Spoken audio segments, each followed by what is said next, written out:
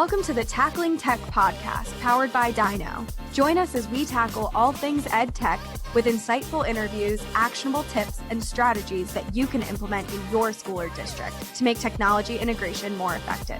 Whether you're a teacher, a tech coach, or a technology administrator, we're giving you an advantage in your role by sharing stories from people who are passionate about working with their peers and enhancing the learning experience with technology. Thanks for spending some time with us today. Now let's tackle some tech.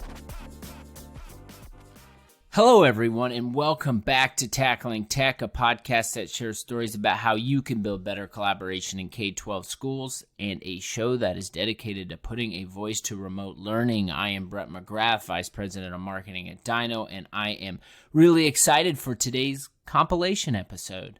But first, man, it is hot outside all across the country. Here in Indianapolis, I think it's been 90 for a week straight. It is not stopping anytime soon. I can't get done with a walk or a run outside without feeling like I just jumped in a pool afterwards. I am taking a much needed break, doing a little vacation here, so I will have already gone on that vacation by the time this episode drops, but we have a family lake house 2.5 hours north of Minneapolis in Brainerd area in Minnesota. So shout out to anyone who lives in northern Minnesota. It is very isolated and desolate, and social distancing will be prevalent and it'll be easy to do. So my wife's family has a little spot up there, so I'm excited to peel back and get away. Hopefully it is a little cooler up there. I'm guessing it will be. And I hope all of you are getting some time to enjoy the summer months with your families and you're able to get out of the house a little bit. I think that's really important as we all are thinking about what happens next with back to school and what's it going to look like. I think a good place to start for me would be to just share some thoughts and insights on the K-12 market and what I have heard over the course of the last 3 to 4 months. I think in my role at Dyknow, I spend a lot of time trying to understand the landscape and the people involved and understand what their motivations and priorities are and understand what the trends are. And it's undeniable over the last 3 months, things have changed quite a bit. And I think from my perspective, as I've had conversations on Tackling Tech and outside of Tackling Tech, I've tried to document themes and things that I think are going to be present and available as we move into next semester. So this is my takeaways, and I think as I say them, all of them should be pretty clear, and I think they should be things that everyone has heard on these shows, but I think it's good to put some structure around them and share them just to lead off this episode. So I think bullet number 1 is collaborative and progressive styles of learning will prevail, and they will all require technology to drive activity. So I'm talking about remote learning. I'm talking about STEM. I'm talking about flipped learning. I'm talking about blended learning. I think these are the styles of learning that are going to continue to rise to the top. And that couldn't be any more clear than through this period of time that all of you have just went through. I think this leads into devices and applications have allowed for more autonomy in the student and teacher relationship. That is a theme that I think came up into almost all of the conversations I've had over the last 3 months, and it's this autonomy between the student and the teacher and the devices that they're working on through a remote learning perspective. And the challenges and the insights that come out of that, I think, are super powerful, and that'll continue to be part of the conversation. I think the adoption of technology and EdTech specifically will increase engagement and activity, but it'll also open the door for bigger district-wide problems where technology directors are trying to manage a myriad of applications used across 100 or 1,000 classrooms. There'll be security issues and maybe just lack of uniformity. I think that's going to be a primary focus of the technology teams as we head into the back to school months, and I'm sure they're all thinking about it right now, is how do we build some structure around our strategy and process and a system in place with our technology that supports remote learning and supports these different styles of learning that are coming into the fold. And I think there will be new technologies that emerge for technology teams to help them monitor student devices, applications, and websites, and all of those things used for learning. And I think it's going to be really important not just to look at what the students are doing with those devices, but how are teachers leveraging those technologies in the classroom. And I think it'll be more important than ever that the technology teams in the district office have insights on applications that are impactful and effective. And I think that'll be a trend that continues to rise up. And I think, data is everything, and being able to understand and analyze data from a tech perspective will be a theme, definitely, that continues to trend upward. And I think just this idea of, monitoring the data will help inform technology teams and give them insights on the power of these progressive styles of learning. So, a lot of schools and districts have been doing some form of blended learning. Some have been thinking about it. Some are currently, implementing their plans. And I think just understanding what's working and what's not from these tools that these teachers are using in their classrooms or remote classroom settings will be super critical. So I think those are some things I'm thinking about. And I think those are the things just as a business Dyknow is thinking about and trying to figure out how we can navigate and support everyone out there that is thinking about those things. I think the big thing from my perspective is that, remote learning and other progressive styles of learning are going to continue to trend up, and people are going to continue to figure out how they work for their classroom, how they work for their school, how they work for their district. I think that is something from our perspective we saw very, very early during the remote learning phase, and we were dedicated. I mean, I say at the top of the show, we want to put a voice to remote learning. We wanted to become a company, we wanted to become a platform that brought people on and talked about remote learning and shared their insights, because it was something that was new. It's something that might have been done during a snow day before or during a short period of time, but you all just went through three months of this, and you might be facing more of this on the other side. So what we wanted to do is we wanted to become a resource center for all of you, so that if you have any questions on just best practices from a remote learning perspective or a blended learning perspective, you could come to us and we would have that information. So before this episode, I actually asked our team, I said, I know we've done a lot of work specifically with remote learning in the last 3 months. Can you dig through everything that we've created and just give me a number on how many pieces of content we've created over the last 3 months that have to do with remote learning? I got an email back from Tiara. You've heard Tiara on the show. And then I'm going to shout out, go check out the Dyknow YouTube channel. Tiara is hosting an awesome show, Tech Coaching Corner. It's really good. It is a abbreviated version of this show, but more tactical. So you'll be able to watch it and take something away that you can apply. But she sent me an email, and it kind of blew my mind. And I actually sent it to our CEO, and it blew his mind too. But we have created 178 pieces of content that have to do with remote learning. I will put that up against any other company or anybody in the space. And when I say we're putting a voice to remote learning, we truly are, and I'm really, really proud of that. So this has to do with blog posts, videos, events we've hosted, YouTube episodes, tackling tech episodes, slide decks, micro content. It is insane how much content that we've created over the course of the last 3 months that has to do with remote learning. And we're not going to stop. We're going to continue to go and push forward, because we know topics like remote learning, topics like blended learning really, really matter.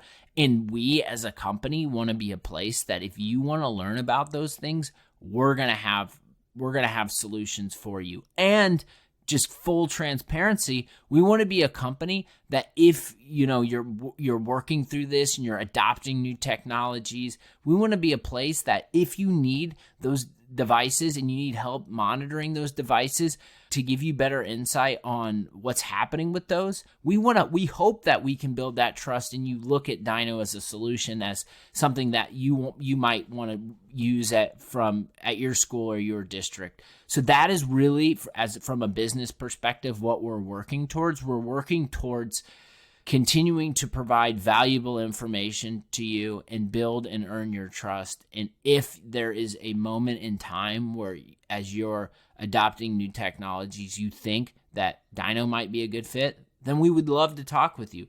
And that's what I'm really proud to work for, a company that's staying on trend and is trying to support those changes that are currently happening. So I am actively in the process of lining up some new guests to talk about those awesome topics that we'll be promoting here moving forward. Definitely, if you have any recommendations, you could always reach out to us directly. I hope you all enjoyed and had a chance to watch the Coaching the Tech Coaches workshop that was put on a couple weeks ago. I think, from my perspective, I was very, very hands-off. Our team did a great job of bringing that to life. We had a deliverable created. It was more hands-on than normal, and we hope that you were able to take something away from that experience. If you have not been able to see it, you can find that on our YouTube channel. Just look up Dyknow on YouTube, and you'll find it. It's worth your time. It's a good hour-long event. Straightforward, and I think you'll have some takeaways. We're actively in the process too of planning our next digital event. More to come, and we should be talking about that likely on the next episode or two, so stay tuned there. As always, hit that 5-star review if you like what you're hearing on Tackling Tech. We appreciate those reviews. Subscribe, rating, and reviewing is a great way to show support for the show. You can find us at Tackling Tech Pod. Find us on YouTube. That's our Dyknow YouTube page. Check out Dyknow.com for all of your content needs. Those are the places where we'll be talking about it. Yeah, and just follow us. We're putting out more content than ever, and we've had so many awesome guests, and I hope you enjoyed the Tara Martin episode. She was so much fun to talk to. So go back in the archives. If you haven't listened to all the episodes, there's a lot there, and hopefully when you're traveling, you're in the car, you're there for a walk, and you want to hear from some of the smartest minds in K-12, you can turn on an episode of Tackling Tech. Okay, this episode's a little bit different. So in this episode, since we talked so much about remote learning over the course of 3 months, we thought it would be helpful to create a compilation episode of all of the great insights and nuggets that have to do with remote learning. So I am really excited to share that episode with you all. We've had some amazing guests, from Sean Coffrin to Rochelle Danae Poth to Erica Rodriguez to the TNT EdTech guys, Scott Nunes and Matthew Ketchum, to Pearl Arredondo and Eric Geis and Monica Burns and Eric Youngman and Josh Bridges. The list goes on and on and on. And those are all amazing educators. So what we're doing in this episode is just creating a compilation of all of our favorite insights that have been shared for the last 3 months. So without further ado, I hope you enjoy. What recommendations would you offer those people listening in K-12 right now in roles that are similar to you? So regarding technology coaches, I think the main thing that I think we need to do is just keep doing what we do best. Be responsive to the needs of teachers, be continually researching the trends and the dynamic situation of our technology ecosystem, and make sure that we have resources available at our fingertips. So if a teacher tries to reach out to us and asks us a question, we have an answer readily available. Of course, teachers will always throw us curveballs, so they'll get on a Zoom meeting and you'll be in the middle of a coaching conversation. And then when they get to talking about their reality and what's going on in their life, you go, oh, wow, I wasn't expecting that. But I think our primary concern right now is to help teachers remain comfortable and remain within a sense of positive self-image regarding their use of technology in the classroom. That way they are able to transmit that to the students, but also it becomes a seamless instructional platform. And so my strongest recommendation to technology coaches would be, please make sure that you are well prepared for different types of questions, and you remain well versed in the different resources that are available, what's going well with those resources and how to best leverage them for student learning, and also what are some of the difficulties or pitfalls that come from having an online platform, and so we can help our teachers. I'm also a classroom teacher. I also co-teach in several instances with teachers. So to teachers, I would remind them that their primary concern has not changed. Our goal is to promote student learning and promote student development, and that is still front and center. I think the computers are a great help to that, but I think the number one recommendation would be for teachers to remember that they are the most important resource in the classroom. And no computer or piece of technology or piece of software could ever replace the value of an actual living, breathing, talented educator in the classroom. And that doesn't change if you're in a classroom without walls or a classroom made up of computers. The situation is the same. Rochelle, I'm just curious to close this out. Advice you can offer any of our listeners who are teachers that are still in the process, might be a little overwhelmed, but trying to teach effectively during this time. What advice do you have for them? I would say, boy, one thing, it's always hard to come up with one thing. No, the best thing is to think about, like, what are you doing? What were you doing in your classroom? What types of activities? What were you hoping to accomplish? And I know it's hard because, like, by the end of the school year, we all have these ideas of, this is where I would like to be with my students, especially if you're teaching them like I do, like Spanish 1 to Spanish 2. But when you're planning your lessons or your activities for your students, really think about what is the most important concept or what's the content that you're covering. And also consider that it's not the ideal situation. So while you might have, like for me, I have a class period of 42 minutes where I can move around and get a really good idea of how the students are progressing it with what we're covering in class. I can have interactions, we can do activities, and then they leave and then I see them the next day. Well, we don't have that same experience now. So really picking things that are meaningful opportunities for students to learn, but we also have to be mindful that we all need to focus on, like, self-care now as well, for ourselves, our families, our students, and their families. And so trying to kind of not try to do all the things or take on so many different things. Find one thing, try it out, reach out to your PLN. And if you don't have a PLN, start to build a PLN, because definitely doesn't, aside from being isolated right now, how we are, not in our schools, but we really do need to have a support system for ourselves too, just like we need to have for our students. And so just, it all starts with one thing. Don't overextend yourself. Just find one place to start. Set up with communication, I think, is the biggest thing. And one day at a time.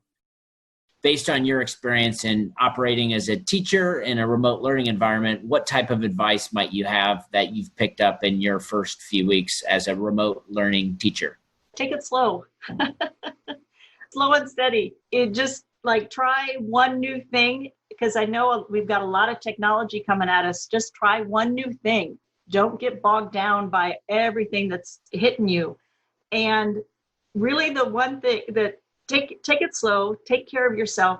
And the one thing is good, because I know myself, like I caught myself today, I was writing an email and then I went off to do something else and I'm like, nope, I got to stop. I got to finish this email, one thing at a time, and then I can go to my next thing.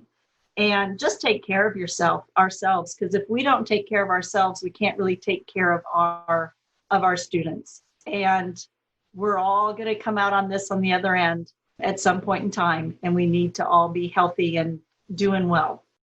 Curious from your guys' ends, what advice do you think you have, or do you have for any, teachers or tech coaches that are, in the middle of distance learning right now and still maybe not 100% comfortable, but trying to figure things out? Yeah, I would say first and foremost, get online and find resources. tap into these different areas of education, across social media. If you're new to social media, I recommend starting with one platform. And if you're not sure which one, I would recommend Twitter. It's going to be based upon your preference. And I really recommend too that you create a professional one. Don't get so personal on social media when it comes to getting stuff for the field.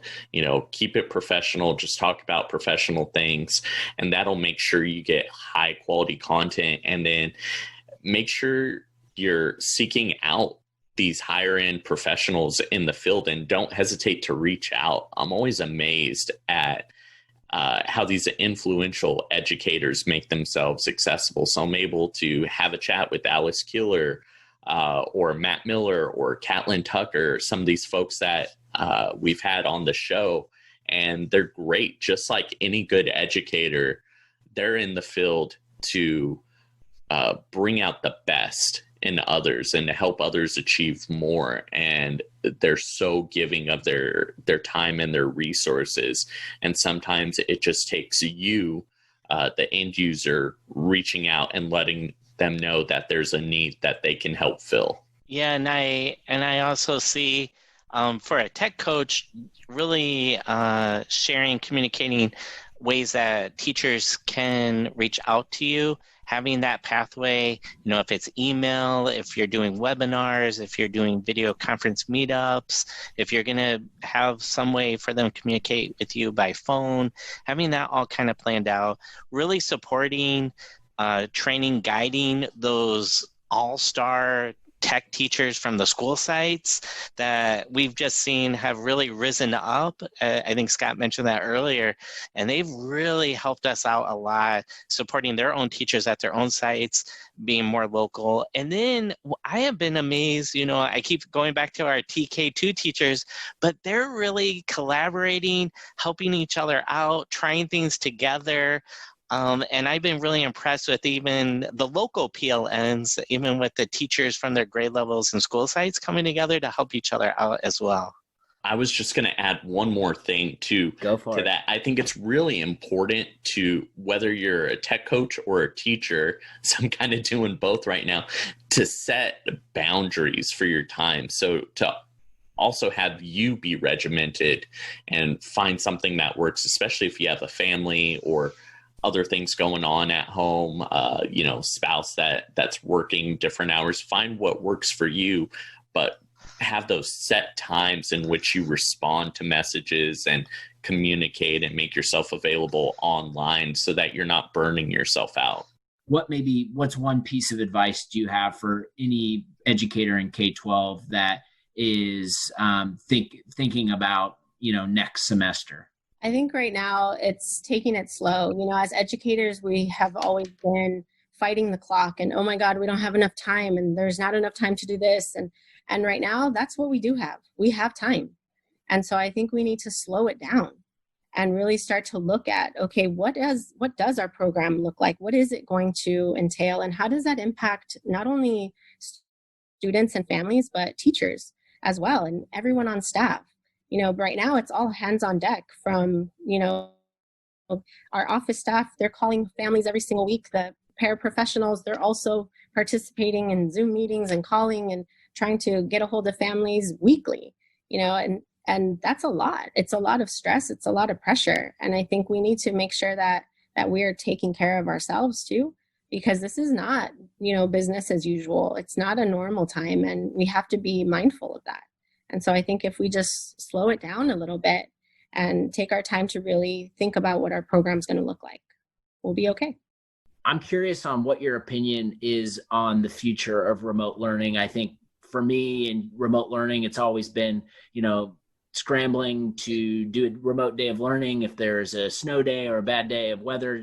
But now we're, schools and districts are getting to try to crash course test remote learning from weeks and months at a time. And I would imagine on the other side of this, it'll become more of a broader topic, but I'm curious on what your opinion is on the future of remote learning. So I think I tend to take a more optimistic view of the future. I know there are many articles out there that are concerned I know there are states out west who have really turned away or tried to turn away from computer-based instruction and removed computers from the classroom. I don't know that that's a bad thing, but I think that it's a mistake to completely discount the role of technology in our classrooms, because that discounts the role of technology in the lives of our students. I mean, we need to meet our students where they are, and Generation Z more than ever has become a digital generation. They have a digital presence. Some students have a digital presence that's more meaningful to them than their physical presence. So I think in terms of remote learning, as those students get older and go into high school and college, that's only going to compound the need for remote learning, whether it be in a college setting, whether it be in the workforce, in terms of workforce training, or if it is something a little more dynamic. So I think the interesting thing about remote learning is we've reached a point where the nuts and bolts of that have been figured out.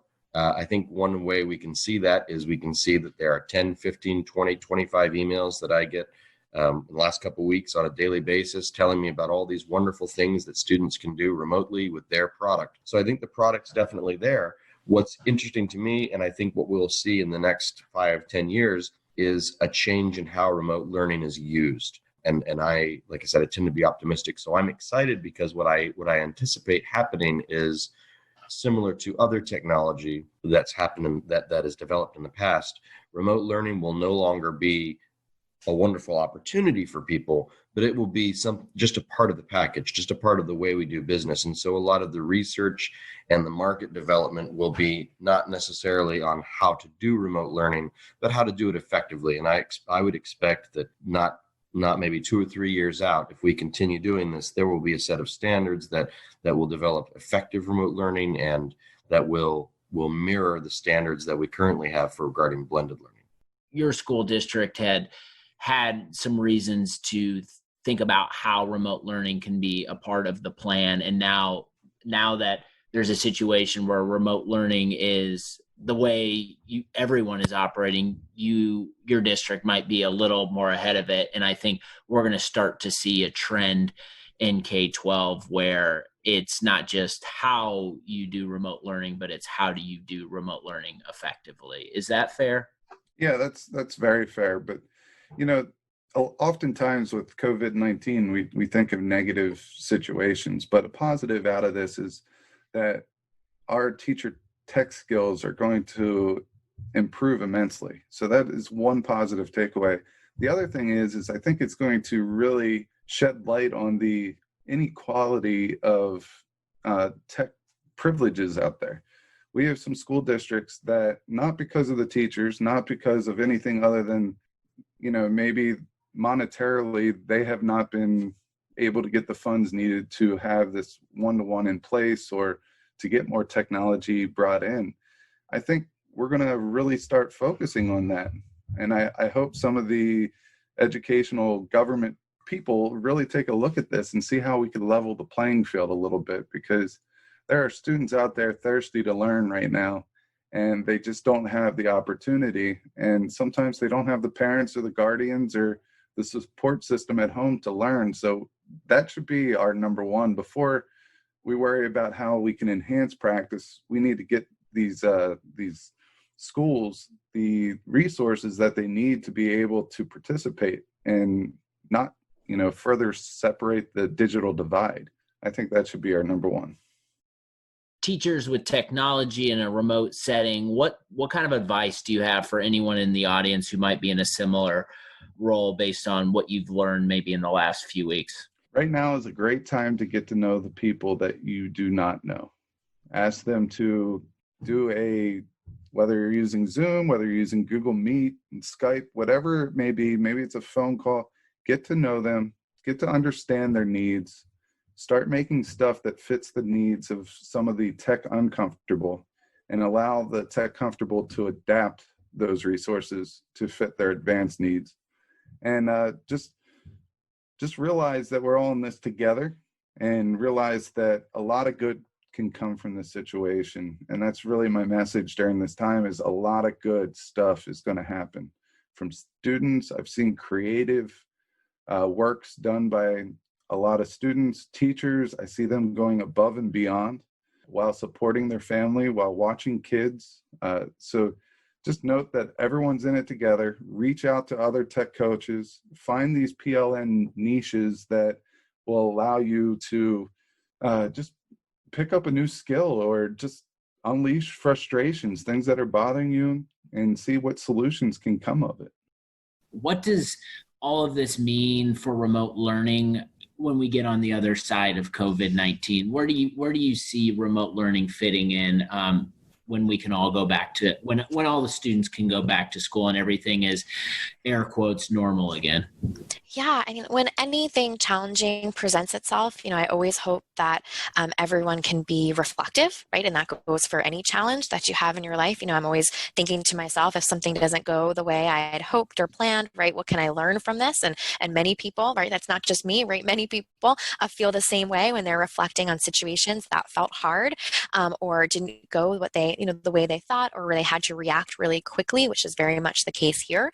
So I hope that folks are feeling already that they can be reflective and saying, we're doing this now, but this is not the best case scenario. And then a month from now, they can say, this is what I'm learning. And then 2 or 3 months from now, they can say, this is what I learned. So I'm encouraging folks, and I did a webinar I think it was last week, where I talked about some distance learning reflections. And one big thing that I was sharing was taking the time to just note take and journal at the end of the day. And this does not have to be a how I'm feeling personal type of journal, although there's benefit in all types of journaling, of course. This is more about the logistical, what worked, what didn't work, what felt hard, what was an obstacle I overcame today, and how did I fix that problem, or what am I still struggling with, or what is something I never want to do again, or that I wish we had done. And so if you're able to jot down a few things at the end of the day, or if you're able to jot down a few things during lunch, Tuesday and Thursday each week, there's going to be immense value in that when we are planning moving forward, because things are moving so quickly, right? People are in situations where they have to adapt very quickly to things that are changing. So if you have an opportunity to jot down a couple things and then pull those into meetings that you have over the summer, into the fall, where you can be more thoughtful about initiatives that you want to strengthen moving forward, I think there's a lot of benefit there to doing what I would call just kind of a brain dump at the end of the day, and then sorting through that when you do have the emotional space and the time space to be more reflective. Because there are states already, right? There are school districts that are building in e-learning days into their calendar, who are saying this is not something that is going away. Maybe 100% of the time it'll go away, but, or I should say, it won't take up 100% of the time, but maybe we do have to be closed in rolling weeks, in the next school year. Maybe we do have to be shut down for the month of December. I don't think it's crazy to think that that is a possibility, right? Hopefully it's not the case. But if you're going into the new school year without any type of preparation for being closed for the months of November and December, right, when there may be an uptick in our current public health crisis, I think it's super irresponsible, right, to not acknowledge that those are concerns that might happen and we should be prepared for them. It's okay that we weren't prepared for this right now, but it's not going to be okay if we don't have a plan into the next school year. So as much as you can be reflective and data gathering mode right now, I think it'll end up paying off in the long run. What do you think this all means for remote learning after we all get through on the other side of this? What's your perspective on what remote learning will mean to K-12 education? At a minimum, our district will explore remote learning for days school is canceled in the future, such as snow days. But I really think high schools and universities need to analyze this topic more closely, and it really could empower a dynamic shift of how education occurs in the future. But the worldwide crisis created an opportunity to teach and learn in different ways, make mistakes while embracing continuous improvement, collaborate, recognize that schools and educators provide food and community support as well as social and academic guidance. Hopefully the opportunity empowered educators and students to take calculated risks and leverage technology differently and build capacity regarding topics such as equity, empathy, differentiation of instruction, and self-directed learning. And then the COVID-19 challenge that closed school buildings also reinforce the importance of relationships. So we want to continue to build on those strong relationships with and among students, staff, parents, and stakeholders. what are your thoughts on just this overall experience, and how is that impacting how you prepare for PD in the summer months? What types of things are you doing? This has been, I've heard before, never let a good crisis go to waste. And this is one of those situations. So there's a huge crisis, and it's, we're having to do learning totally different than we've done it before. Everybody's learning from home, and teachers are working from home with their kids. And everything is totally different. And so we need to take advantage of this and utilize it. Don't let this time go to waste, and utilize it in the fall for, truly blending learning and for coming up with new ideas. Like I was just saying about the teachers that are coming up with new ideas, and not just, here's my worksheet. Here's a chance that we can take this and really make a difference in education and change it so that those kids that are struggling can have a better understanding. And, there's some kids that do better on paper pencil. Well, that's great. And there's some kids that do better in technology. You can blend those together and make it work.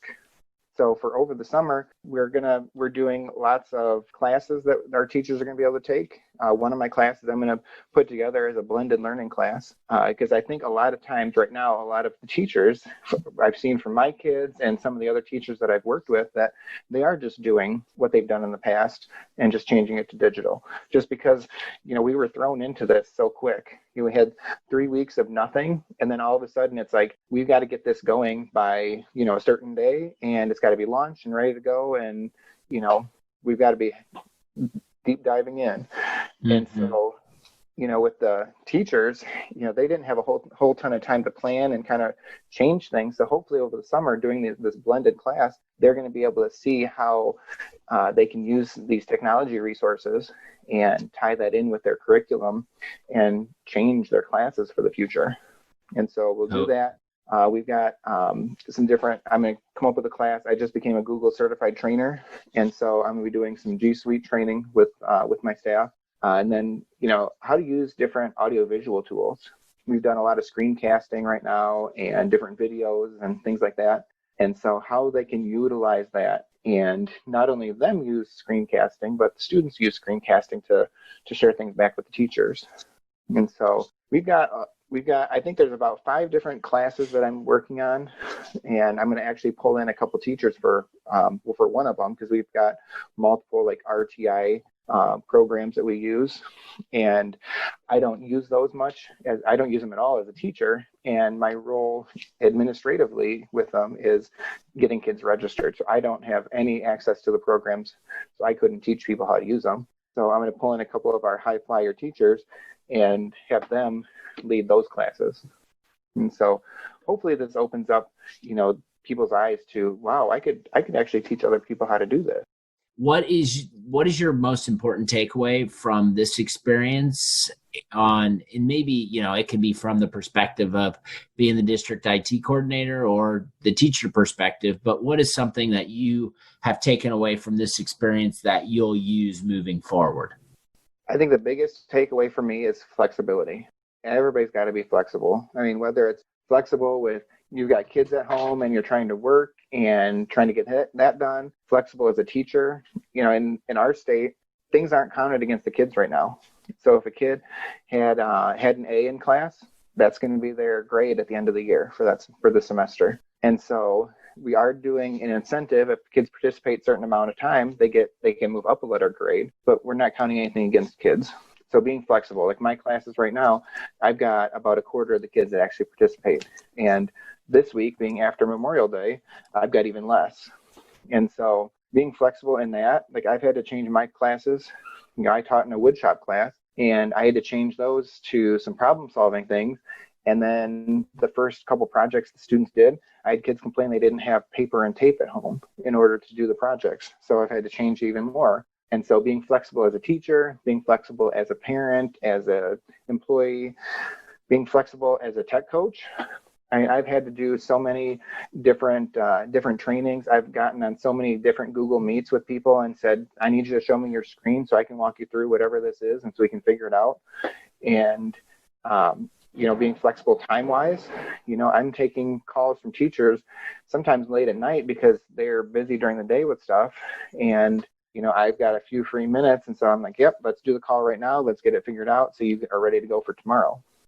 And flexible, obviously, in your time. And so a big takeaway is flexibility. And those teachers that are, the tech uncomfortable, they need to be flexible with technology. It's a whole different world in education right now.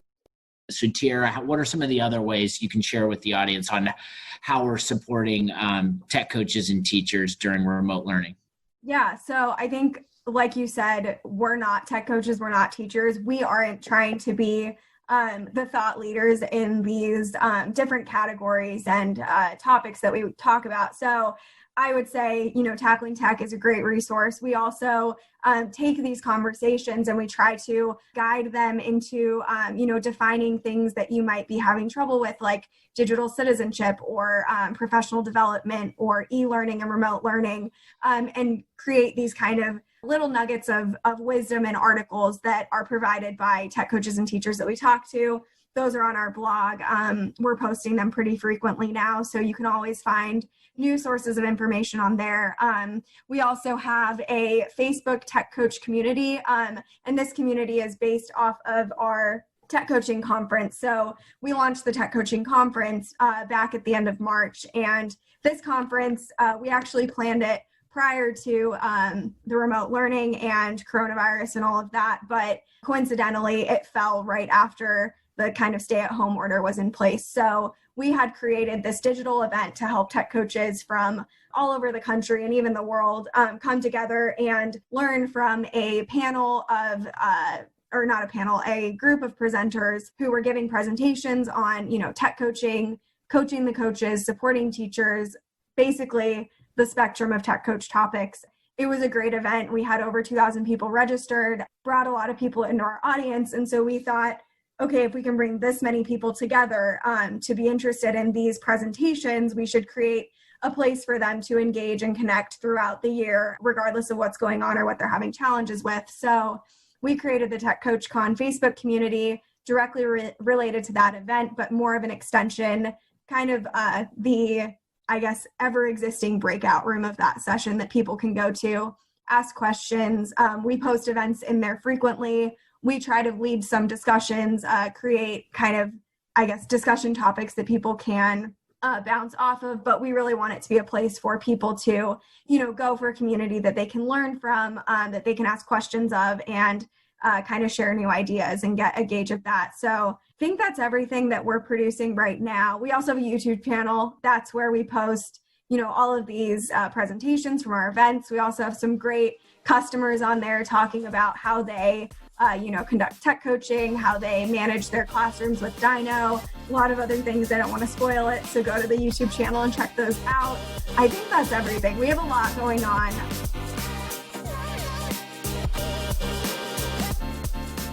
That was a lot of great insight and information. Hopefully you have some key takeaways that you can think about as you're preparing for the next calendar year and you're thinking more strategically about remote learning. As always, you can follow Tackling Tech at Tackling Tech Pod on Twitter. Hit us with that 5-star review. We do appreciate it. Most importantly, make sure you're staying safe. Take care of yourself, and we'll talk to you again real soon.